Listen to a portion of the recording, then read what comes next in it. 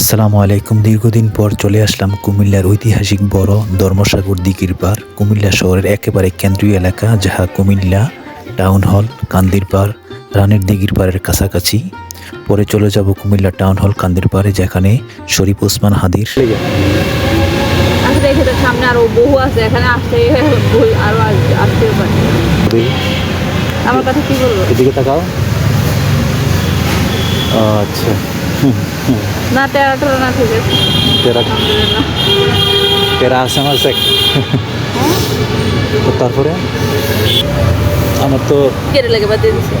আমি গরম একদম সহ্য করতে পারি না। শীতে আমার মানে অ্যাভারেজ, শীতে আমার কোনো সমস্যা না, ঠিক আছে। আমি শীত পছন্দ না, গরম চলে আসলাম কুমিল্লার কেন্দ্রীয় টাউন হল কান্দির পাড়, যেখানে শহীদ শরীফ ওসমান হাদির সমাবেশ মিটিং চলছে। তার মৃত্যুতে সবাই তাদের ফাঁসি কামনা করছে। ছাত্ররা আন্দোলন করছে।